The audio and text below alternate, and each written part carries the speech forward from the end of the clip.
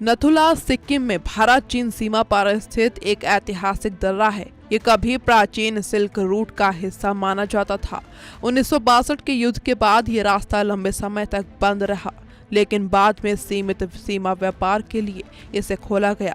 दूसरी तरफ शिपकीला हिमाचल प्रदेश के किन्नौर जिले में मौजूद है। ये दर्रा भारत को तिब्बत से जोड़ता है और स्थानीय व्यापार के लिए बेहद जरूरी माना जाता रहा है। कोविड महामारी के दौरान स्वास्थ्य सुरक्षा कारणों से दोनों मार्गों से व्यापार रोक दिया गया था। इसके बाद सीमा पर तनाव बढ़ा और गतिविधियां लगभग ठप हो गईं। अब 6 साल बाद दोनों दरों पर फिर से व्यापारिक गतिविधियां शुरू होना सिर्फ प्रशासनिक फैसला नहीं, बल्कि एक जरूरी रणनीतिक और आर्थिक कदम माना जा रहा है। सूत्रों के मुताबिक भारतीय व्यापारियों का पहला दल शिपकीला के रास्ते तिब्बत की ओर रवाना हुआ, जबकि नथुला पर दोनों देशों के अधिकारियों के बीच औपचारिक बैठकें भी हुईं। ये फैसला सीमा पर रहने वाले लोगों के लिए सबसे बड़ी राहत माना जा रहा है। सिक्किम और हिमाचल प्रदेश के कई परिवार वर्षों से सीमा व्यापार पर निर्भर रहे हैं। ऊंचाई वाले इन इलाकों में खेती के सीमित अवसर मौजूद होते हैं, इसलिए पारंपरिक व्यापार स्थानीय अर्थव्यवस्था की रीढ़ माना जाता है। नथुला के जरिए ऊनी कपड़े, जड़ी बूटियां, हस्तशिल्प और कुछ पारंपरिक वस्तुओं का आदान प्रदान होता रहा है। इसी तरह शिपकीला से भी स्थानीय उत्पादों और सीमित व्यापारिक सामान की आवाजाही होती रही है। व्यापार बंद होने के बाद होटल, ट्रांसपोर्ट, गोदाम और छोटे कारोबारियों पर सीधा असर पड़ा था। कई लोगों की आय लगभग खत्म हो गई थी। अब सीमा पर फिर से गतिविधियां शुरू होने से ट्रांसपोर्टरों, मजदूरों, दुकानदारों और स्थानीय व्यापारियों में उत्साह दिखाई दे रहा है। प्रशासन को उम्मीद है कि इससे सीमावर्ती क्षेत्रों में आर्थिक गतिविधियां धीरे धीरे फिर से तेज होंगी।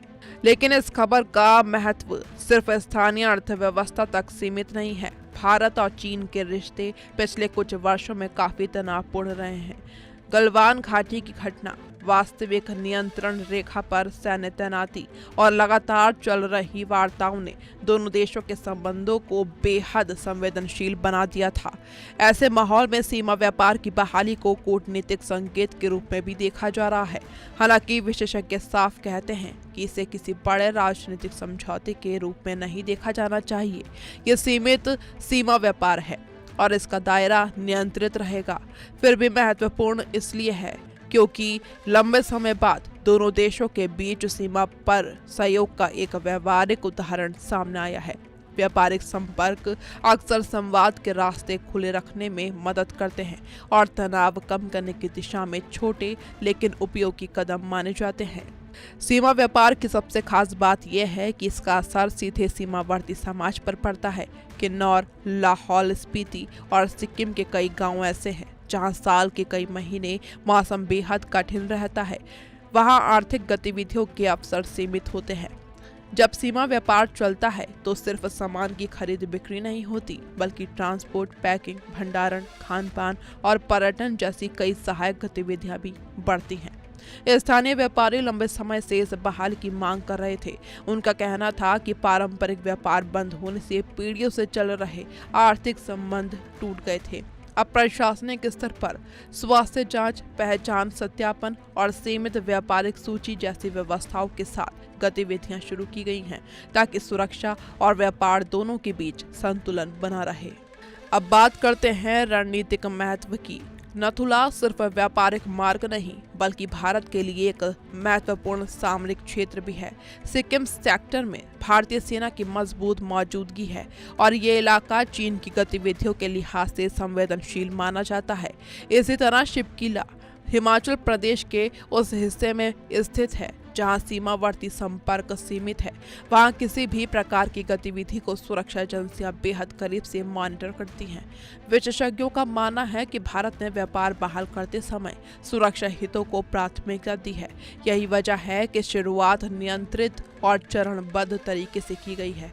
इस कदम का संदेश ये भी है कि भारत आर्थिक संपर्क और राष्ट्रीय सुरक्षा दोनों को साथ लेकर चलना चाहता है। जहां सहयोग संभव है वहां सहयोग, और जहां सतर्कता जरूरी है वहां पूरी सख्ती। अब सबसे बड़ा सवाल, आगे क्या ये सिर्फ सीमित व्यापारिक बहाली है या भविष्य में और रास्ते खुल सकते हैं? फिलहाल संकेत यही है कि दोनों दरों पर गतिविधियां धीरे धीरे बढ़ाई जाएंगी। अगर व्यवस्था सुचारू रही और कोई बड़ी बाधा नहीं आई तो स्थानीय व्यापार को स्थिर गति मिल सकती है। इससे हिमालयी राज्यों में रोजगार के नए अवसर पैदा हो सकते हैं, पर्यटन को भी अप्रत्यक्ष फायदा मिल सकता है और सीमावर्ती बुनियादी ढांचे को मजबूत करने की प्रक्रिया तेज हो सकती है। लेकिन ये भी सच है कि भारत चीन संबंध अभी पूरी तरह सामान्य नहीं हुए हैं। सीमा विवाद, सैन्य तैनाती और रणनीतिक प्रतिस्पर्धा जैसे मुद्दे अब भी मौजूद हैं। इसलिए नथुला और शिपकी ला की ये शुरुआत उम्मीद जरूर जगाती है, लेकिन इसे अंतिम मंजिल नहीं बल्कि एक सावधानी से उठाया गया शुरुआती कदम माना जा रहा है। कैमरा पर्सन पंकज के साथ मैरिया तोमर, टीवी 100।